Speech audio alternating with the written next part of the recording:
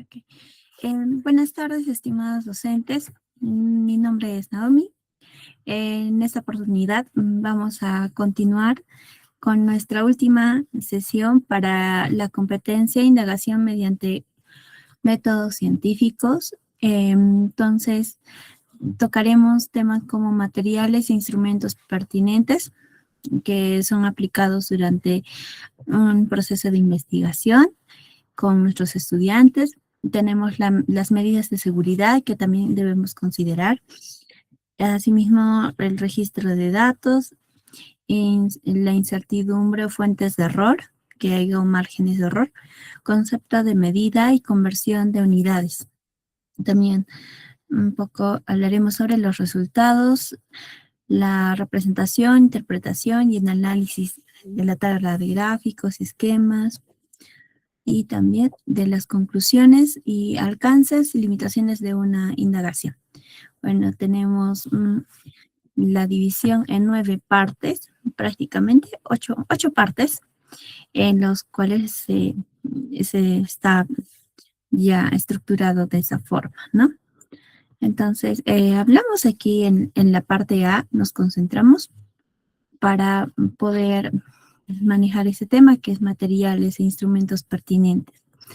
Bueno, cuando empezamos a hacer indagación, nosotros ya empezamos a seleccionar con nuestros estudiantes, ¿no? La ayuda que nosotros le damos es que ellos puedan reconocer o manejar algunos materiales que van a ser útiles durante el proceso de experimentación o de repente de recojo de datos que ellos van a necesitar hacerlo.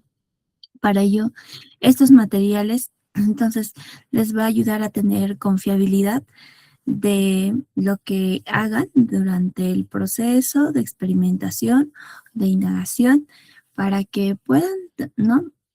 tener resultados confiables y esto se muestre también, ¿no? A través de sus conclusiones. Entonces, ese nos dice el proceso de indagación científica. La selección de materiales e instrumentos adecuados constituye un paso crítico que determina la validez y confiabilidad de los resultados obtenidos. Según el currículo nacional, nos dice que el estudiante debe ser capaz de seleccionar los materiales, instrumentos y técnicas que le permitan recoger datos confiables. La clasificación de estos instrumentos de medición está en lo siguiente, que es instrumentos de medición de longitud, y aquí hablamos de instrumentos como reglas, cintas métricas, el vernier, un micrómetro de tornillo. En instrumentos de medición de masa tenemos la balanza analítica, la balanza de triple brazo, una balanza electrónica. Tenemos también instrumentos de medición de volumen. Aquí ya manejamos, por ejemplo, en el laboratorio, ¿no? Una probeta graduada, una bureta, la pipeta volumétrica y matraz aforado. También tenemos instrumentos de medición de temperatura, ¿no? Aquí hablamos de un termómetro de mercurio, podemos también usar un termómetro digital o un termómetro infrarrojo. Tenemos instrumentos de medición de tiempo y aquí tenemos el cronómetro, un reloj digital o un reloj de péndulo. Instrumentos de medición de presión, aquí manejamos instrumentos como el barómetro, como el manómetro. Aquí otro tipo de instrumentos, los eléctricos. Aquí podemos usar un voltímetro, un amperímetro y un multímetro. Entonces, todo según a lo que nosotros deseamos, ¿no? También utilizar estos instrumentos de medición también son especiales, ¿no? Y también son específicos para poder medir ciertos compuestos, de repente manejar ciertas materias y nos ayuda a tener o recoger datos exactos, ¿no? Respecto a algún compuesto, algún elemento, algún objeto, ¿no? Y para ello se clasifica de esta forma ese tipo de instrumentos de medición, ¿no? Por longitud, por masa, volumen, temperatura, tiempo, presión y ya sea que podamos medir, ¿no? El voltaje o cualquier material que se necesite medir energía, ¿no? Tenemos los criterios de selección de instrumentos. Entonces, la pertinencia de un instrumento debe evaluarse considerando los siguientes criterios, lo cual es precisión, y que estos nos deben dar pues resultados casi reales, cercanos a, de un resultado, ¿no? Tenemos exactitud, que debe haber coincidencia con el valor medido y también con el valor verdadero. Sensibilidad, que nos ayuda a tener la capacidad de detectar variaciones pequeñas en la magnitud que medimos, ¿no? Tenemos también el rango de medición, que nos da la opción de poder medir valores mínimos y máximos que el instrumento puede medir. Tenemos la apreciación, que pues es de menor división de la escala del instrumento. Tenemos aquí un ejemplo, y no sé si en un contexto, ¿no? En un laboratorio de ciencias de tercero de secundaria, por ejemplo, en la región de Cusco. Bueno, tenemos una pregunta de indagación que es ¿cómo varía la densidad del agua con la altitud en diferentes distritos del Cusco? Materiales seleccionados, tenemos una balanza electrónica. También esta ya tenemos una precisión que es que medimos una escala de menor división, ¿no? Tenemos la precisión que es 0,01 gramos para medir la masa del agua. Tenemos una probeta graduada de 100 ml y la precisión es de 1 ml para medir el volumen. Tenemos el termómetro digital y tiene un rango de menos 10 grados centígrados a 110 grados centígrados. Y aquí pues obviamente registramos la temperatura, ¿no? Tenemos un GPS portátil, nos ayuda a registrar la altitud de cada punto de muestreo. Tenemos frascos de videostélides que nos permite recolectar muestras sin contaminación. Entonces, frente a esta pregunta, que es cómo varía la densidad del agua con la altitud en diferentes distritos del Cusco, estos son los materiales más oportunos para poder empezar a, ¿no? Tener ese proceso de experimentación y resolvernos esta cuestión, esta pregunta. Entonces, es obviamente que la balanza electrónica nos garantiza mediciones, ¿no? Con 4 cifras y entonces nos ayuda a detectar si hay algún tipo de variación de densidad entre 0,9970 centímetros a 25 grados centímetros sobre el nivel del mar. Entonces, y 0,99990 grados centímetros cúbicos a 4 grados centígrados, ¿no? Diferencia que no detectaría la balanza de triple brazo con la precisión de 0,1 grado. Entonces, hay instrumentos que lo vamos seleccionando y como decía, no son pertinentes y son buenos para que podamos obtener lo que nosotros deseamos medir, que en este caso es la densidad del agua con altitudes diferentes, ¿no? Entonces, es algo en que este instrumento nos puede ayudar, que es la balanza electrónica, y lo que no ayudaría, sería en vano usar, es la balanza de triple brazo, ¿no? Entonces, no podría ayudar mucho para poder medir lo que necesitamos. Entonces, de la misma forma, los estudiantes van a seleccionar algunos instrumentos que van a ayudarles a que puedan medir algo o de repente puedan usarlo y que sea pertinente, que sea lo adecuado, ¿no? Para que ellos tengan una una buena precisión de lo que quieren medir, ¿no? Ya sea densidades, ya sea el volumen de algo, ya sea la temperatura, el tiempo y otro tipo de mediciones, como también el peso de una masa, ¿no? Tenemos aquí la parte B, medidas de seguridad. Las medidas de seguridad, nos dice en el laboratorio de ciencias, constituye un conjunto de normas y procedimientos y equipos diseñados para minimizar los riesgos durante la realización de actividades experimentales. En el contexto peruano, el Minedu establece que los docentes tienen la responsabilidad legal y ética de garantizar un ambiente seguro para el aprendizaje.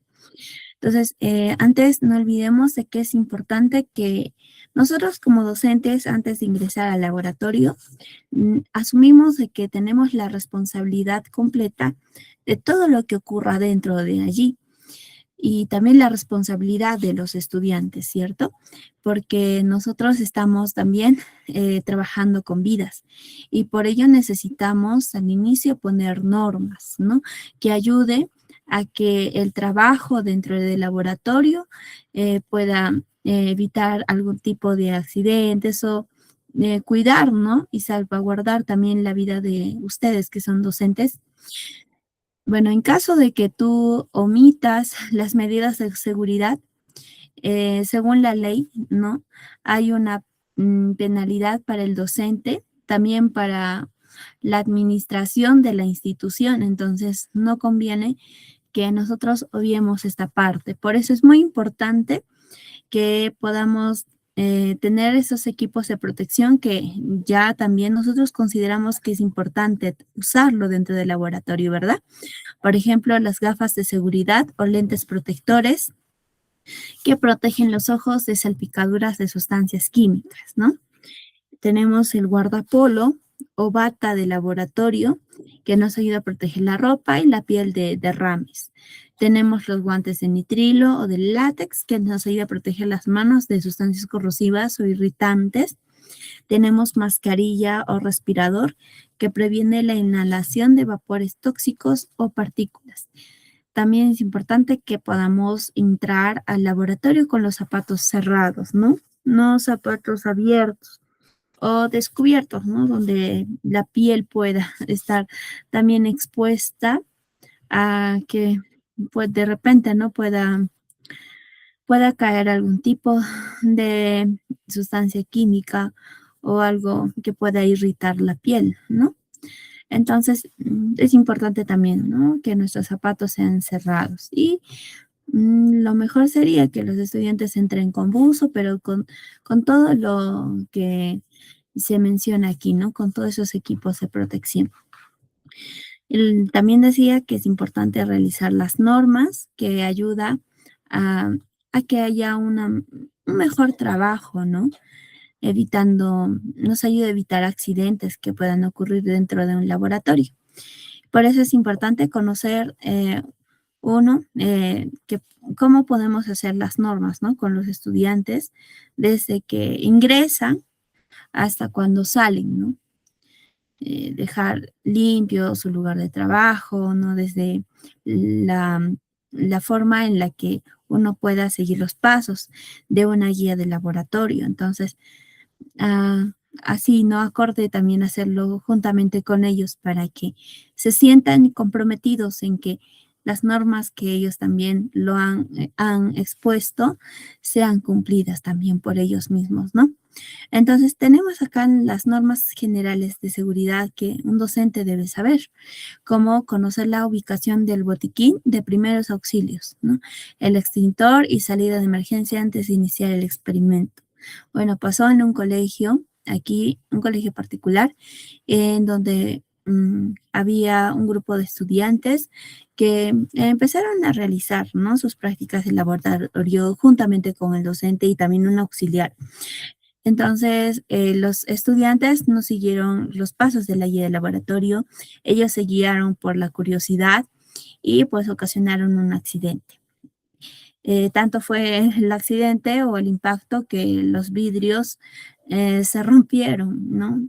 porque había ventanas en el laboratorio y al lado había un aula en primaria, entonces afectando también, ¿no? Poniendo susto a los estudiantes. Entonces, es importante, ¿no? Que también nosotros podamos estar alertas, ¿no? Atentos a que también ellos sigan, ¿no? Los pasos que nosotros estamos haciendo con la guía del laboratorio y ellos eviten también ese tipo de accidentes. Es importante que un docente sepa, ¿no? Qué hacer en esa situación, ¿no? También, tal vez no dejarnos guiar por el miedo, ¿no? O por el caos.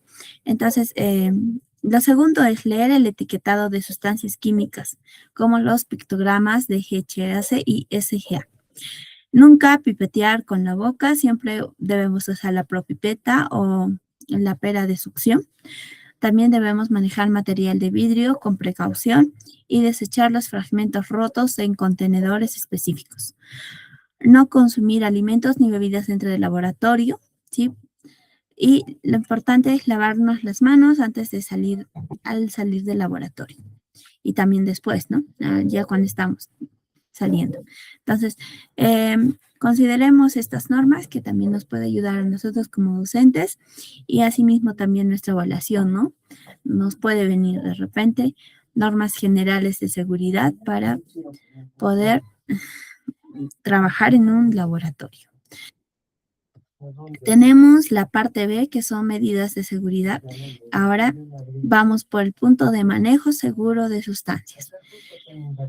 Bueno, en caso de manejar ácidos, debemos de diluirlo siempre añadiendo ácido al agua y no debe ser agua al ácido, ¿no? Debe ser el ácido que le debemos añadir al agua, ¿no? Nunca se debe hacer al revés. Tenemos sustancias inflamables. Bueno, debemos de mantener alejada las llamas directas, ¿no? Si tenemos sustancias corrosivas, debemos usar una bajo campana de extracción, ¿no? Si tenemos residuos, debemos seguir el protocolo de segregación de residuos peligrosos versus los no peligrosos, ¿sí? Bueno, tenemos acá un ejemplo para este punto que es medidas de seguridad. Práctica de laboratorio. Bueno, tenemos aquí la práctica que es de determinación del pH de suelos agrícolas en Arequipa. La indagación es, ¿cuál es el pH de los suelos de cultivo de 3 zonas del Valle del Colca? Tenemos unas medidas de seguridad que le podemos aplicar en esta práctica. Uno es, antes de la práctica, podemos hacer la verificación del botiquín. Por ejemplo, podemos observar si dentro de ello hay agua oxigenada, hay alcohol yodado, hay vendas o bicarbonato.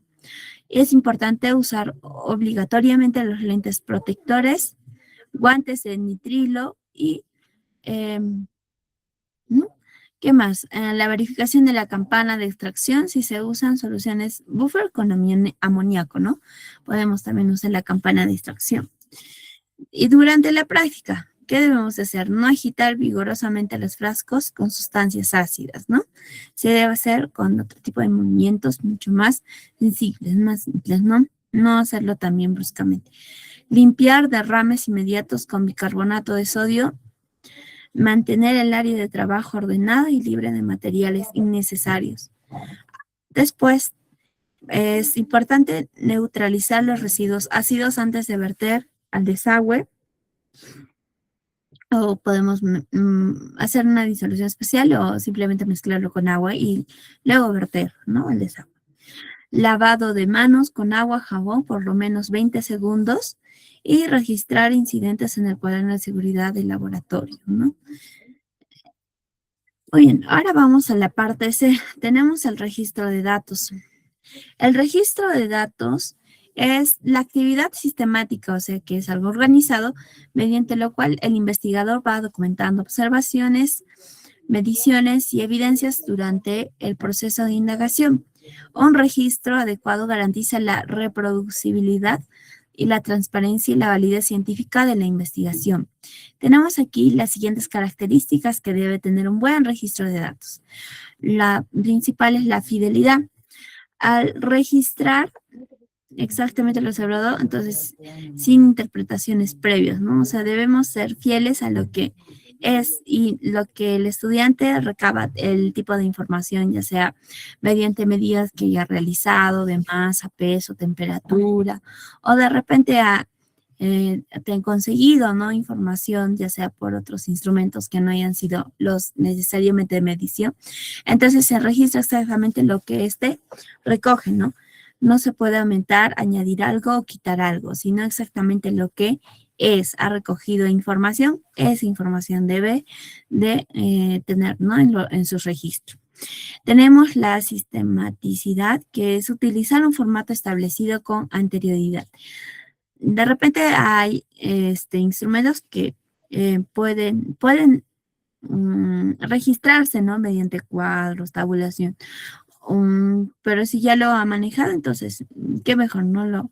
Lo puede volver a usarlo en algún formato adecuado que sea útil, ¿no? Para el para, para el registro de esos datos. Lo siguiente es completitud, que ayuda a incluir todas las variaciones relevantes, la independiente, la dependiente y las controladas, ¿no? Que dentro de ello pueda, pues, considerar a todas estas variables, ¿no? Precisión. Registrar el valor numérico con sus unidades y la incertidumbre del instrumento. Tenemos la datación, que indica la fecha, hora, condición ambiental de cada medición, ¿no? Tenemos aquí el tipo de registro que puede haber mediante tabla de datos, puede ser mediante un cuaderno de laboratorio, una ficha de observación, un registro fotográfico de video, un registro digital. Tenemos aquí una tabla del registro de un diseño, ¿no?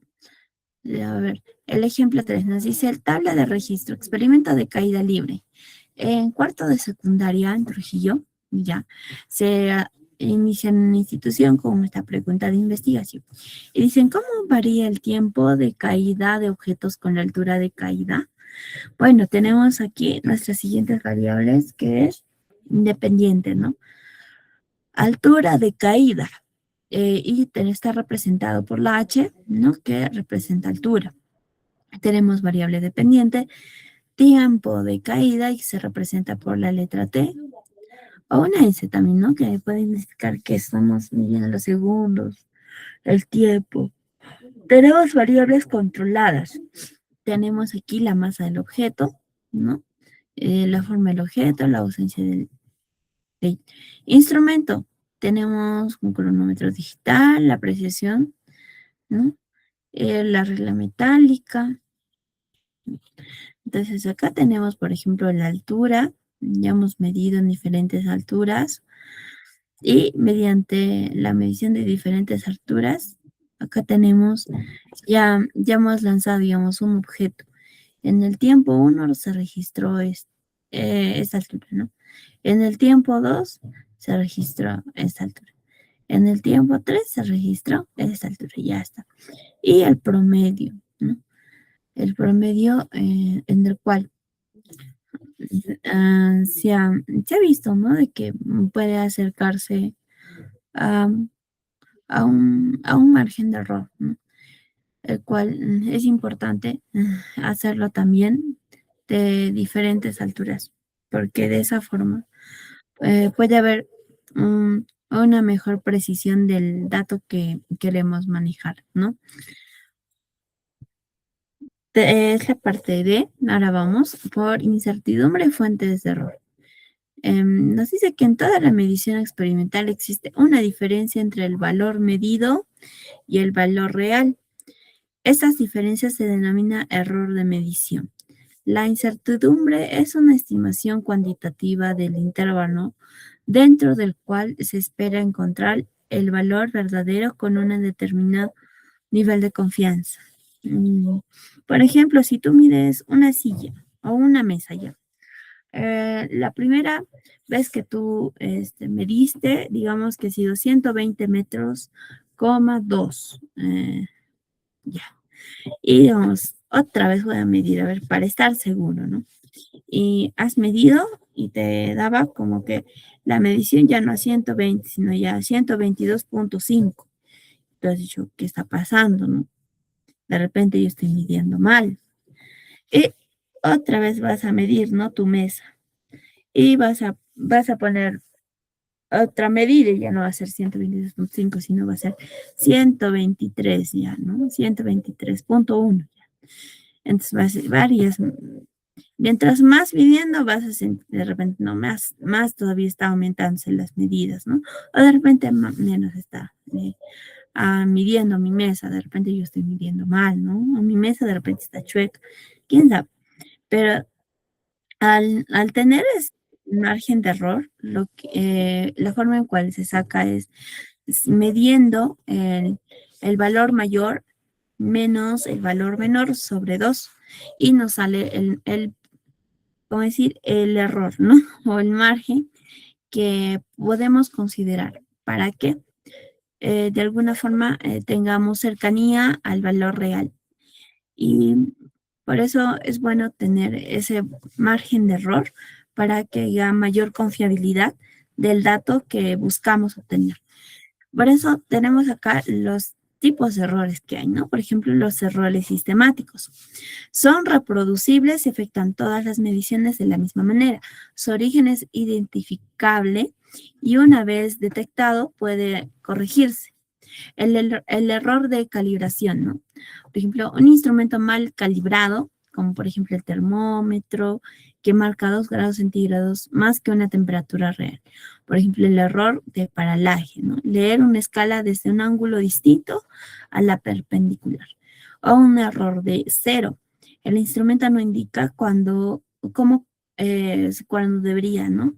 Por ejemplo, la balanza, que a veces marca más 0,3 gramos en un vacío, ¿no? O sea, parece importante ver, ¿no? Cuál es el tipo de error con el cual manejamos. Según también al instrumento de medición. Tenemos acá los errores aleatorios que son impredecibles y varían de una medición a otra. Se debe a fluctuaciones del sistema o del observador, ¿no? Se reduce realizando múltiples mediciones y promediando, como la que di, por ejemplo, al inicio. Tenemos la variación en la precisión de aire durante la medición de temperatura de ebullición. Por ejemplo, puede ser diferente fuerza al soltar un objeto en experimentos de caída libre o diferentes tiempos de reacción al usar el cronómetro, ¿no?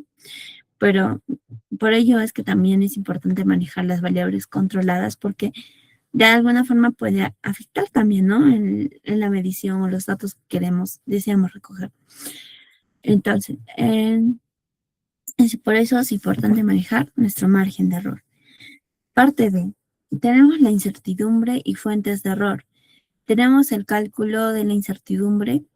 Por ejemplo, para instrumentos analógicos, la incertidumbre instrumental es la mitad de la precisión del instrumento, ¿no? Tenemos para instrumentos digitales, la incertidumbre es igual a la última cifra de la muestra. Y incertidumbre de medición de promedio, bueno, esta va acorde a lo que mencionaba, ¿no? La medición máxima menos la medición mínima sobre 2 y te da el margen o el promedio de incertidumbre que puede haber estadísticamente, ¿no? Al hacer un tipo de medición, como es el de una mesa, por ejemplo.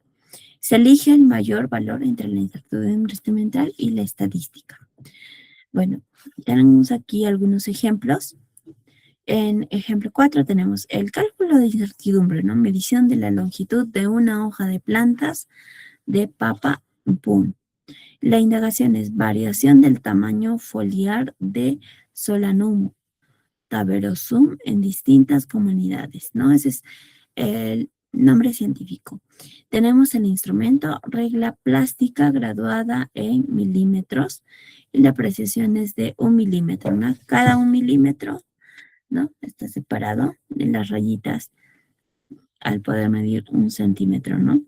Tenemos la incertidumbre experimental. Entonces tenemos 1 milímetro, que es un margen de error. Esta la dividimos por 2, es igual a 0,5. Sería el margen de incertidumbre que hay, ¿no? 0,5. Mediciones de la hoja número 1 en milímetros.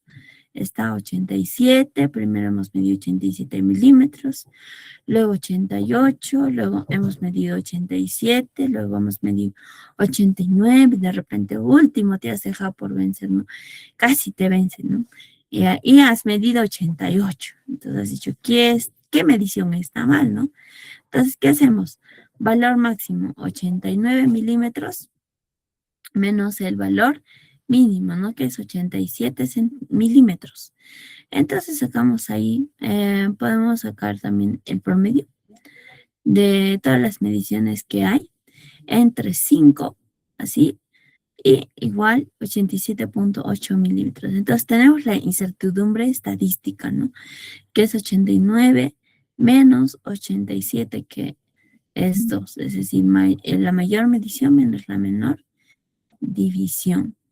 Entre 2 sería 2, sería 1,0 milímetros, ¿no? Entonces se toma el mayor valor, 1,0 milímetros. Y eso sería la incertidumbre estadística instrumental, ¿no? El resultado final sería que la longitud es igual a 87,8 más menos 1,0 milímetros. Entonces, el valor verdadero se encuentra entre 86 milímetros y 88 milímetros, ¿no? Esta información es esencial para comparar hojas de diferentes comunidades y determinar si las diferencias son estadísticamente significativas. Entonces, es la forma como, al poder encontrar un margen de incertidumbre, nos podemos estar un poco más cerca, ¿no? Del dato real, o de los datos reales que podemos apreciar de diferentes hojas de este tipo de planta de papa, ¿no? Tenemos el ejemplo 5, que es la identificación de fuentes de error en un experimento de la fotosíntesis. La indagación es cómo afecta la intensidad luminosa a la tasa de fotosíntesis en el ODA. Entonces, fuente de error sistemático. Usamos fuente de error sistemático y tenemos ahí las lámparas usadas como fuente de luz. Genera calor elevado a la temperatura del agua, ¿no? Elevando la temperatura del agua. Efecto es el calor también afecta a la fotosíntesis generando una variable confusora no controlada. Corrección, debemos usar las lámparas LED de baja emisión térmica. Interponer un recipiente de agua fría. Fuentes de error aleatorio. Tenemos el conteo visual de burbujas de O2. Tenemos, bueno, que producidas por segundo, depende del observador. No tenemos corrección otra, que es usar un sensor de O2 digital. Debemos contar burbujas en intervalos de 1 minuto, ¿no? La fuente de error de medición es el paralaje al leer la distancia de la lámpara y la planta en la regla. Bueno, debemos colocar la regla en posición horizontal y leerlo, pero perpendicularmente, ¿no? Entonces, así es como podríamos, ¿no?, medir la intensidad, medir cómo afecta la intensidad luminosa en la tasa de la fotosíntesis. Bueno, siempre debemos expresar una medición como valor de más menos, porque es un dato que tiene incertidumbre, no estamos tan seguros, pero es un dato que se acerca, ¿no? Está muy cercano a lo que es. Entonces, por eso podríamos nosotros considerar que añadamos el inicio de un dígito que es más menos, ¿no? Por ejemplo, 1 es igual a 2,35 más menos 0,05. La incertidumbre nunca puede tener más cifras significativas que el valor medido. Ahora vamos al concepto de medida y conversión de unidades. Bueno, decimos que medir es comparar una magnitud física con un patrón de referencia y unidad de medida. El resultado de una medición siempre incluye un valor numérico y una unidad. El Sistema Internacional de Unidades Es el estándar científico universal adoptado por el Perú mediante el Decreto Supremo número 026 del año 2016, ¿no? Tenemos las siguientes magnitudes, por ejemplo, la longitud, que es metro y el símbolo es una M, ¿no? El instrumento de medición es una regla, el vernier o el micrómetro. Tenemos por otro lado la masa, que la unidad es el kilómetro, el símbolo es kg y podemos, el instrumento, ¿no?, es la balanza analítica y la gramera, ¿no? Tenemos el tiempo, que es la unidad son los segundos, el símbolo es S. ¿Y cuál instrumento usamos? Es el cronómetro, reloj digital. Tenemos también la temperatura, la unidad es Kelvin, está acompañado del símbolo K. El termómetro en ciencia usa el símbolo K o el grados centígrados, ¿no?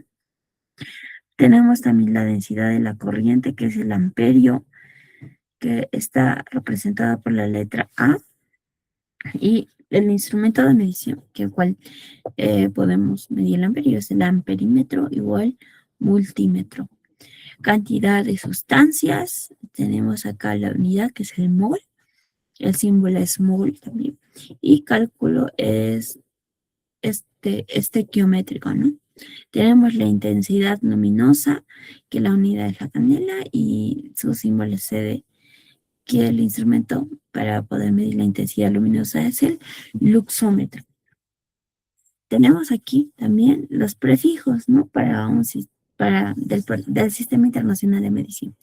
Tenemos la giga, que es el G, mega, que es M, kilo, que es símbolo K, el hecto, que está para el símbolo H, ¿no? Deca, que es para el símbolo DA, y la base, ¿no?, que está seguido de un guión. Deci, que es D, centi, que es C, mili, que es M, micro, que es una U, ¿no?, sentado, y nano, que es una N. Entonces, todos ellos son los símbolos y los prefijos de medición. Tenemos ahora la parte E, que es concepto de medida y conversión. Perdón. Tenemos acá un ejemplo. El ejemplo es conversión de unidades en un contexto peruano. Digamos, las situaciones en Arequipa se mide la velocidad del viento, ¿no?, que es en kilómetros por hora. Es igual a 72 kilómetros por hora. Convertir a MS, a unidad del sistema internacional, ¿no? Factores de conversión conocidos, por ejemplo, 1 kilómetro es igual a 1000 metros, ¿no? Y 1 hora es igual a 3600 segundos. El procedimiento es 72 kilómetros por hora es igual a 1000 metros, ¿no? Por 1 kilómetro. Entonces, por 1 hora es igual a 3600 segundos. Entonces multiplicamos 72 por 1000 entre 3600. Vamos a tener 72, vamos a tener por resultado 72,000 entre 3600 es igual a 20 metros por segundo, ¿no? Entonces la respuesta sería 20 metros por segundo. Entonces la unidad km y h se cancelan, ¿no? Eso queda de más. Tenemos otro, que es conversión de concentración química. Tenemos una situación, una solución, tenemos que indagar sobre una solución salina. Tiene 5 grados de sodio, de cloruro de sodio en 250 ml de solución, y expresa la concentración de Gili en mg/dL, ¿no?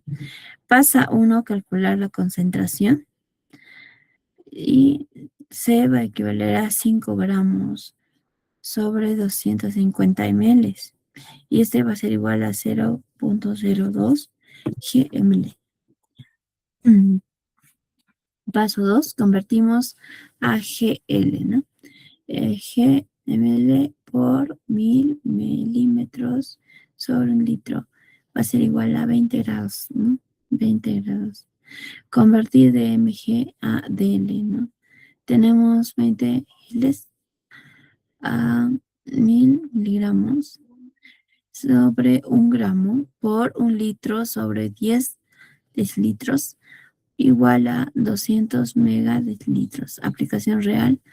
El análisis de glucemia en laboratorio clínico se expresa con mg y dL sobre dL. El nivel normal de glucosa de sangre es 70 a 100 miligramos, ¿no? Decilitros. Tenemos el ejemplo 8, que es la conversión de temperatura. Conexión con la realidad altitudinal de Puno. El punto de ebullición del agua de Juliaca, sabemos que está sobre 3.824 sobre el nivel del mar y es de 87 grados centígrados. Vamos a convertir de Kelvin a Fahrenheit. Entonces la fórmula es la siguiente, que es Kelvin va a ser igual a 0 grados centígrados más 273 grados, coma 15, ¿no? Que va a equivaler a Kelvin igual a 87 más 273.5 va a ser igual a 360.15 Kelvin, ¿no? Fórmula es 0 grados Fahrenheit igual a 0 grados centígrados por 9 sobre 5 más 32. Entonces, aplicando toda esa fórmula, vamos a tener el resultado que Kelvin va a ser igual a 212 Fahrenheit, ¿no? Grados Fahrenheit. La diferencia de 13 grados centígrados tiene implicaciones en la cocción de alimentos, tiempo de cocción, mayor altura y en la esterilización de instrumentos médicos y en procesos industriales. Bueno, es la forma de cómo realizamos la conversión de Kelvin a Fahrenheit. Ahora tenemos la parte F que vamos a mencionar acá sobre los resultados, la representación, interpretación y análisis. A diferencia de la tabla de registro de datos brutos, la tabla de resultados presenta los datos procesados y organizados y listos para su interpretación. Debe incluir procedimientos incertidumbres calculados y magnitudes derivadas, ¿no? Ejemplo, entonces tenemos tabla de resultados que es el experimento de densidad de minerales andinos. Indagación. ¿Cuál es la densidad de diferentes minerales encontrados en la región de Ayacucho? Tenemos el procedimiento. Se midió la masa con balanza electrónica, ¿no? Y el volumen por desplazamiento de agua también. Lo tenemos. La densidad calculada va a ser P igual a M sobre V, ¿no? Y para realizar ese tipo de medición, entonces acá ya tenemos un registro de todos los resultados que hemos obtenido a través de las mediciones que hemos realizado del mineral, de distintos minerales como el cuarzo, pirita, la galena y la calcita. Entonces, la galena nos dice acá que presenta la mayor error relativo de 6.3% y probablemente porque su superficie es irregular, ¿no? Y dificulta la medición exacta de volumen. Por desplazamiento, se debe reportar este error y proponer una mejora metodológica. Tenemos el siguiente ejemplo. Interpretación del gráfico lineal, que es el crecimiento de plantas de quinoa. Tenemos la siguiente indagación, que es ¿cómo afecta la concentración de abono orgánico al crecimiento de Chenopodium quinoa? Descripción del gráfico. En el eje X tenemos la concentración de abono de L, ejemplo, y la altura de la planta en centímetros, ¿no? Tenemos acá los datos graficados en los 30 días de siembra.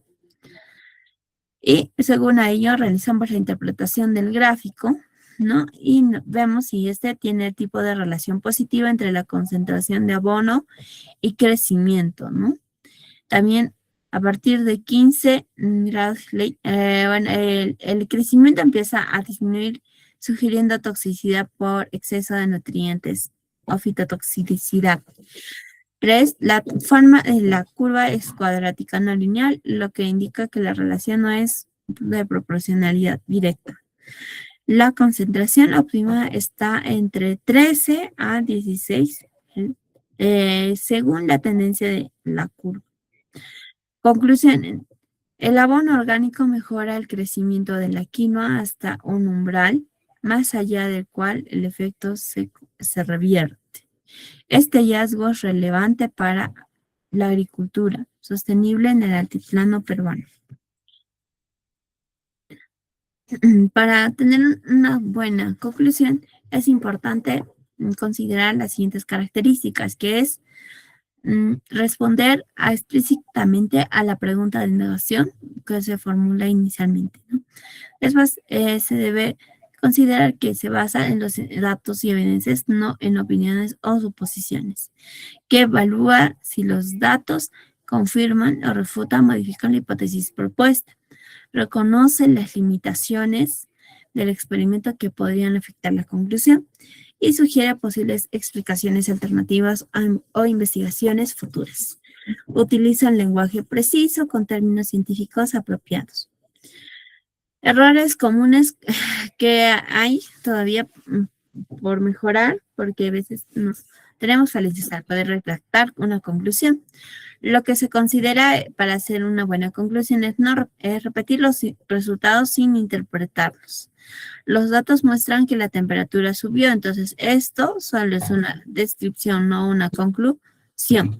Cuando se realiza la conclusión, debemos de decir, ¿no? Se llega a la conclusión que tal muestra que te da tal, y por lo tanto no se afirma, se comprueba o se niega, ¿no? Que sucedió o que puede obtener un resultado de, ¿no? Listo, entonces podemos también evitar, ¿no?, esos errores. Tenemos otro que es generalizar más allá de lo que los datos permiten.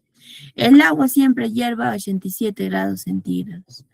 Entonces, solo es válido para una altitud específica, no para todos, ¿no? Por ejemplo, en Lima el agua hierve a 100 grados centígrados, ¿no? Y aquí otra cantidad de grados. Entonces, no puede aplicar a todo, ¿verdad? Porque hay variables que no están siendo controladas, ¿no? Tenemos acá que ignorar también resultados que contradicen la hipótesis. Bueno, es importante, ¿no?, que podamos refutar nuestra hipótesis, ¿no? Y qué mejor hacerlo con datos que nosotros hemos realizado, hemos medido, obtenido a través de la experimentación, medición de algún objeto, no sé, ¿no? Entonces, eso pues está de más, ¿no es cierto? No es bueno ignorar los resultados que podemos nosotros dar a comunicar, ¿no? Tenemos también que no conectar con la conclusión con el contexto teórico del área de estudio, ¿no? Bueno, de repente puede ver la casualidad de que en un tiempo en donde estamos investigando, ¿no? Puede haber un intercambio de palabras de, de ambos investigadores, ¿no? Y simplemente podemos afirmar algo según la teoría de tal investigador, ¿no? De repente. Pero si no conectamos nuestra conclusión con también algo que necesitamos una prueba o una afirmación que haya sido de parte de algún investigador, entonces, o de algún antecedente, podemos también, ¿no?, caer en que no tenga tal vez mucho impacto, ¿no?, el poder comunicar lo que hemos obtenido a través de la experimentación, el registro de datos, ¿no? Perdón. Entonces, por eso es importante que no lo conectemos tanto, ¿no?, a un contexto solamente y podernos cerrarnos en mira. Es mejor, ¿no?, que la conclusión tenga también base teórico y en base que también estamos realizando estos procedimientos, ¿no? Tenemos la parte G, bueno, cómo debe ser la estructura, ¿no? Esta es una evidencia que sustenta, esto se evidencia en los datos obtenidos específicamente, la respuesta a la pregunta de indagación, la conexión con la teoría, debe haber una evaluación de la hipótesis y un reconocimiento de las limitaciones. Vamos por lo siguiente, que son alcances y limitaciones de la indagación. Los alcances definen el territorio epistémico de una indagación, hasta donde son válidos las conclusiones, qué factores impidieron obtener resultados más precisos y generalizables. Su reconocimiento es una característica fundamental del pensamiento científico crítico y es valorado explícitamente en las evaluaciones docentes, ¿no? De UNED. Bueno, tenemos alguna limitación que podemos tener dentro, ¿no?, de una investigación. Por ejemplo, los alcances describen el ámbito de validez de los resultados y las conclusiones se refieren a alcance espacial, ¿no? Por ejemplo, ¿en qué lugar o contexto son aplicables los resultados? Una investigación realizada en Juliaca no puede generalizar sus resultados en Lima, ¿no?, sin ajustes por la diferencia de altitud y precisión atmosférica. También, alcance temporal. ¿En qué periodo de tiempo son válidos los resultados? ¿No? Un estudio de biodiversidad realizado en la época de la lluvia, que es en noviembre a marzo, en la sierra peruana, no puede generalizar a la época seca, ¿no? Y alcances poblacional. Por ejemplo, ¿a qué población se puede explorar los resultados? Un estudio con 5 plantas de quinoa en una sola variedad no permite generalizar a todas las variedades de quinoa, ¿no? Tenemos alcance explicativo, que es la relación. ¿Qué relación causales puede establecer la indagación? Dicen, ¿no? Una indagación descriptiva puede identificar correlaciones, pero no establecer relaciones. Causa y efecto, sin un diseño experimental controlado. También tenemos otro tipo de limitación de indagación por factor, por ejemplo, la metodológica, ¿no? Porque según hay tipos de investigación y según esos tipos de investigación también los diseños son diferentes, ¿no? La forma en la cual podemos obtener resultados en una muestra, por ejemplo, o de una prueba experimental, no sé. Entonces, por eso es que no, em, bueno, es una restricción, ¿no?, que también se da en base a la metodología. Limitación instrumental. Tenemos la precisión o rango insuficiente de los instrumentos disponibles, ¿no? Limitación de control de variables. Tenemos la dificultad para mantener constantes todas las variables extrañas. Tenemos limitación de recursos, por ejemplo, la falta de materiales efectivos, equipos especializados, limitación temporal, como es el periodo de estudio insuficiente para observar el fenómeno completo, y limitación de acceso, que depende también si de repente no podemos acceder a una muestra o estar en un lugar de estudio donde sería mejor o ideal también, ¿no? Hacerlo, o de repente acceder, ¿no?, a un lugar, por ejemplo, una reserva nacional, ¿no? Entonces, lo que debemos de recordar es estos componentes, que es material e instrumentos. La vinculación con la competencia de indagación nos ayuda a determinar la viabilidad y calidad de medición. Tenemos las medidas de seguridad que ayudan a garantizar condiciones éticas y seguras para la indagación. Registro de datos nos ayuda a tener seguridad en la reproducibilidad y la confiabilidad de la indagación, ¿no? A través de un registro de datos podemos duplicar esta investigación y muchos de aquellos pueden también obtener un antecedente de nuestra investigación para que ellos también sigan, ¿no? Con el mismo camino, o de repente podemos ser de ayuda para otros investigadores. Incertidumbre y error, evaluar la cantidad de las mediciones y la confianza en los resultados. Medida y conversión, garantiza la coherencia del sistema de unidades y la comparabilidad. Los resultados nos ayudan a comunicar hallazgos con claridad y rigor científico, y las conclusiones responden a la pregunta de indagación con base a evidencias. Tenemos alcances y limitaciones que nos ayudan a situar el conocimiento generado en un contexto y nos ayuda a promover indagaciones futuras, ¿no? Bueno, tenemos ahí algunas preguntas de casos, por ejemplo, aquí, materiales e instrumentos pertinentes. Tenemos un caso, ¿no? Dice, la docente Lucía de tercero de secundaria de una institución educativa de Cusco planifica una indagación sobre la densidad del agua en distintos distritos a diferentes altitudes.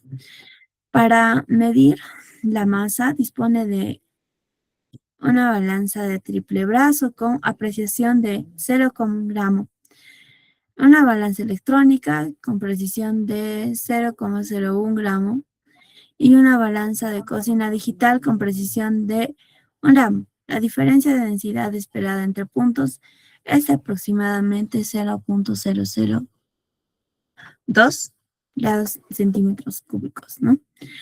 ¿Cuál, gramos centímetros cúbicos? ¿Cuál instrumento es la más pertinente para esta indagación y por qué?